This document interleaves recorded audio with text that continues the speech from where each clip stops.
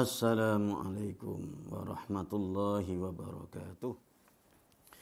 Bismillahirrahmanirrahim. Alhamdulillahi rabbil alamin. Wassalatu wassalamu ala ashrafil mursalin Nabiina Muhammadin wa ala alihi wa ashabihi wattabi'in wa man tabi'ahum bi ihsanin ila yaumiddin, amma ba'du. Faya ayyuhal mu'minun, para pemirsa dan kaum muslimin, saudara-saudaraku semuanya yang dirahmati Allah, izin menyampaikan ini termasuk pelajaran yang ada di mata kuliah semester 6, yaitu Akidah 6, yang tema besarnya adalah mengakui keberadaan Khulafaur Rasyidin. Sehingga difahami dari umat Islam ini ada di antara sekte atau golongan-golongan di sana yang belum atau tidak mengakui keberadaan Khulafaur Rasyidin. Kalau ini disebutkan wa nuthbitu al-khilafata ba'da Rasulillahi sallallahu alaihi wasallam awalan li Abi Bakrin As-Siddiq. Wa nuthbitu, dan kami menetapkan. Kami di sini maksudnya adalah Ahlus Sunnah wal Jamaah. Di mana ini kalau kita cantolkan di materi sebelumnya, di semester atau mata kuliah akidah sebelumnya, itu adalah bahwa umat terdahulu, kaitannya hadis, Yahudi dan Nasrani itu berpotensi berpecah belah menjadi 70 sekian golongan. Termasuk adalah umat Islam. Wa taftariqu ummati. Begitu dikatakan oleh Rasulullah sallallahu alaihi wasallam, dan umatku nanti juga akan berpotensi berpecah. Tidak hanya sekedar berselisih, sebab beda antara makna iftiraq dengan ikhtilaf. Kalau namanya iftiraq itu sudah misah, sudah nyempal dia, sudah tidak mau bergabung lagi. Sehingga kata Rasulullah sallallahu alaihi wasallam, dari 70 sekian sempalan-sempalan itu atau sekte dan golongan-golongan itu yang sudah tidak mau gabung lagi, itu sangat potensi, atau bukan potensi, semuanya masuk neraka kecuali satu, yaitu wahiyal jama'atu, atau dalam riwayat yang lain adalah ma'ana alaihi wa ashabi, mereka-mereka yang masih setia kepada baginda Rasulullah sallallahu alaihi wasallam dan para sahabatnya. Maka selain beriman dan percaya kepada 6 rukun iman itu, kepada Allah, malaikat, Rasul dan berikutnya, ini implementasi dari itu semuanya adalah ditekankan, yaitu wa nuthbitu, dan kami Ahlus Sunnah menetapkan. Maksudnya menetapkan bahwa kepemimpinan atau kekhilafahan Khulafaur Rasyidin itu adalah legal, sah, dan legitimit. Oleh karena itu, ini juga bisa jadi dimaknai mengesahkan kepemimpinan mereka, menerima dengan sepenuh hati. Berarti yang tidak kami atau tidak Ahlus Sunnah wal Jamaah, barangkali mereka masih protes dan menggugat, tidak mau menetapkannya. Nah, setelah Rasulullah ditetapkan juga, awalan yang pertama kali urutan dari Khulafaur Rasyidin itu adalah Abu Bakar As-Siddiq. Berarti ada di antara sekte yang lain itu yang tidak Ahlus Sunnah wal Jamaah, walaupun sudah mengakui dan menetapkan Khulafaur Rasyidin, namanya khulafa itu dari kata khalfun, belakang, pengganti Rasulullah SAW, sudah menetapkan, mengakui. Tapi yang belum mereka terima itu adalah urutannya. Mereka barangkali tidak sepakat dengan Abu Bakar kalau lebih duluan, lebih mengajukan yang lain. Oleh karena itu, ini menjadi standar dan ukuran siapapun orangnya. Kalau memang Ahlus Sunnah wal Jamaah, maka dia menetapkan dan menerima betul lahir batin kepemimpinan Abu Bakar sebagai pengganti Rasulullah Shallallahu Alaihi Wasallam yang pertama. Oleh karena ini bisa dipecahkan di tengah-tengah kita bangsa Indonesia atau umat Islam di Indonesia. Jadi Ahlussunnah wal Jamaah itu tidak hanya dimiliki misalnya kalau di sini kita sebut apakah itu Salafi, apakah itu NU, apakah itu Muhammadiyah, Jamaah Tabligh, Persis, dan berikutnya ke sana. Selama ormas-ormas ini, organisasi-organisasi ini masih kriterianya adalah nusbit, menetapkan, melegalkan dan mengakui betul akan kepemimpinan sahabat Abu Bakar sebagai pengganti Rasulullah Sallallahu Alaihi Wasallam. Nah ini diberikan asal-asalan tafdilan lahu.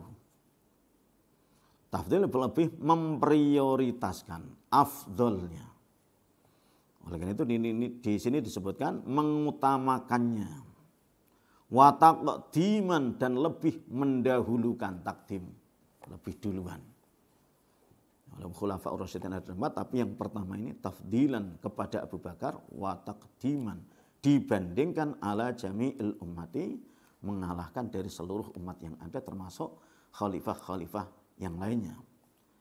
Kenapa demikian?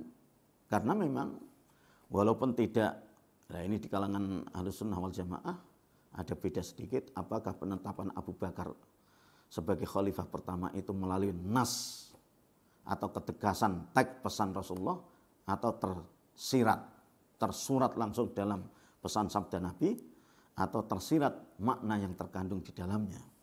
Apapun itu alasannya, tapi baginda yang mulia Rasulullah Sallallahu Alaihi Wasallam, terutama yang tertuang dalam hadis yang diriwayatkan oleh Imam Bukhari melalui sanadnya dari sahabat Jubair bin Mut'im.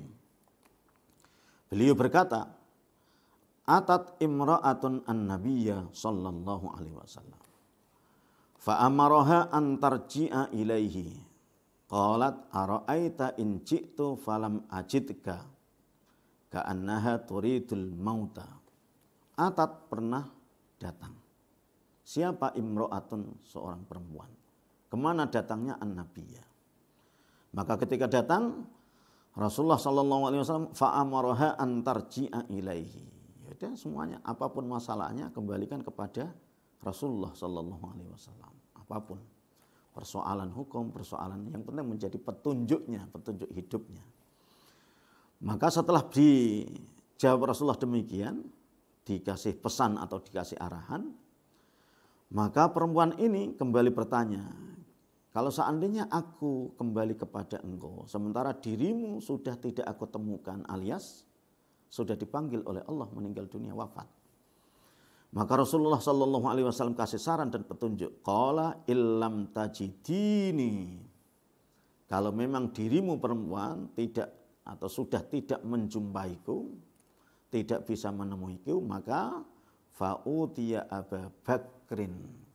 Maka datanglah kepada sahabat Abu Bakar radhiyallahu anhu. Nah ini dari hadis ini menunjukkan bahwa memang di beberapa kasus dan persoalannya kalau ada apa-apa itu, kalau misalnya Rasulullah uzur atau apapun itu berhalangan, maka Abu Bakarlah penggantinya. Dalam hadis yang lain juga disebutkan, hadis Hudzaifah bin Al-Yaman. Beliau berkata bahwa Rasulullah Shallallahu Alaihi Wasallam bersabda, iqtadu billadzaini min ba'di. Iqtadu, ikutlah kalian atau teladanilah kalian. Harus keteladan ke siapa? Billadzaini, dengan dua orang, min ba'di, setelahku. Berarti ada dua orang ini adalah setelahku, berarti penggantiku. Kalau dalam istilah tadi kan istilah formalnya adalah khalifah. Lah dua orang itu siapa? Pertama disebutkan Abi Bakrin, Abu Bakar, kemudian wa Umar, dan Umar. Maka penggantinya yang pertama didulukan atau lebih diprioritaskan tafdilan lahu, yaitu Abu Bakar. Juga hadis banyak lagi. Kalau diteruskan hadis yang dalam kasus sholat, dalam sholat ketika ditengok sudah qomat, sudah dijalankan qomat, akan tapi baginda Rasulullah Sallallahu Alaihi Wasallam belum muncul, atau dalam kondisi uzur dan bisa jadi suatu saat adalah sakit, maka Rasulullah pesan, muru, Nabi SAW bersabda, muru, perintahlah kalian. Perintah nyuruh, suruhlah kalian.